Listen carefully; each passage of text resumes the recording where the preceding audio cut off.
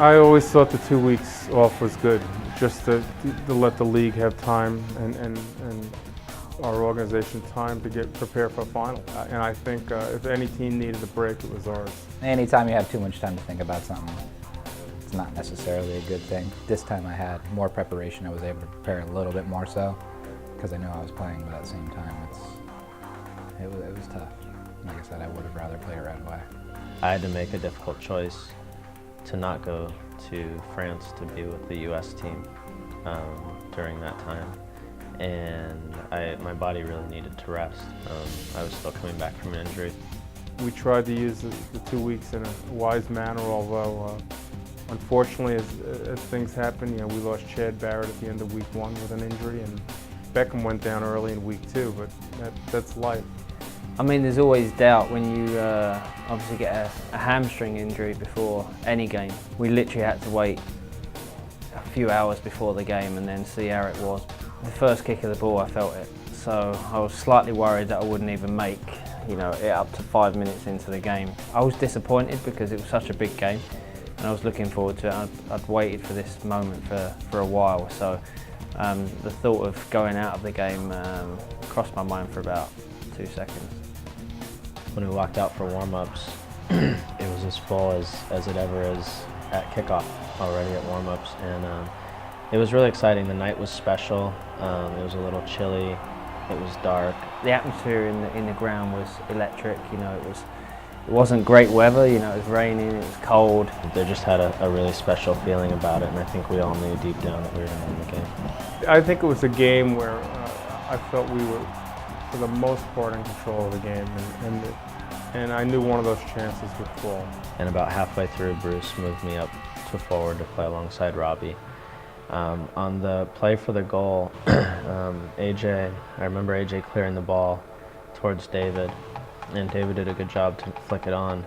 And then the next thing I knew, Robbie had sort of wriggled free from Boswell. Once I'd flicked that ball on, I knew Robbie was off, and once Landon starts running, there's not many players that can catch him. And I just did what I've done hundreds of times in my life, is just make a run that's putting me in a good spot. And the moment I made the run, Robbie recognized it and played the perfect pass. And a lot of times a player won't see that, or if they do see it, they can't make the perfect pass, and he put it in a perfect spot. When I hit it, I had the feeling like this is going to go in, but Tally Hall got a little nick on it, and it had some spin on it, and time did kind of slow down, and I was kind of running away, watching it, ready to celebrate, but still watching it to make sure. And then once I could tell it crossed the line, and then you just react to the crowd and the emotion and the moment and celebrate.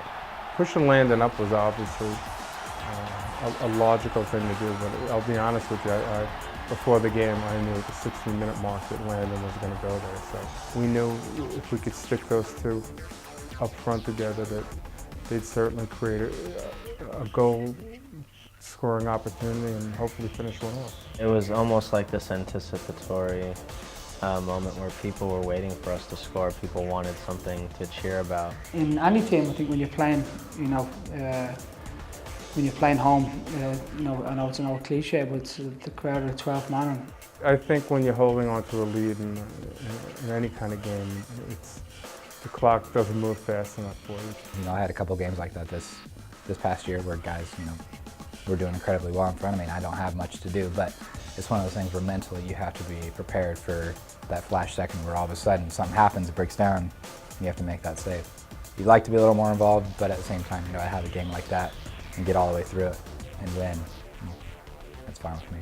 David and I had been in the corner just kind of killing the game off, and we won a free kick, and the ref came over and kind of grabbed the ball from David and shook David's hand, and you knew in that minute that was it. The moment that whistle went, it was unbelievable amount of satisfaction. To be here for 5 years and to not win a championship in the first 4 was obviously not frustrating, but a little bit disappointed. But it was worth the wait. In about 10-second span there, you kind of remember what the whole year has been and what we've been through since the end of January. For me, it's been a long journey to get to where I am today. And I had a lot of a lot of things flash back through my, the sacrifices my family's made to go through, get to this point where I am today. The standings don't lie. We've been the best team in the league for 3 years, but we haven't had the moment where we can lift the cup. So it was special to do it in LA. It was even more special to be able to present Mr. Anschutz the trophy that's been named after him, and deservedly so. Unfortunately, in sports, they only remember your last game. So, we're going to live this out for another month or so, and then, realize that when March 10th comes around and Salt Lake revisits the Home Depot Center, it's a new ball game, and we need to be ready to play.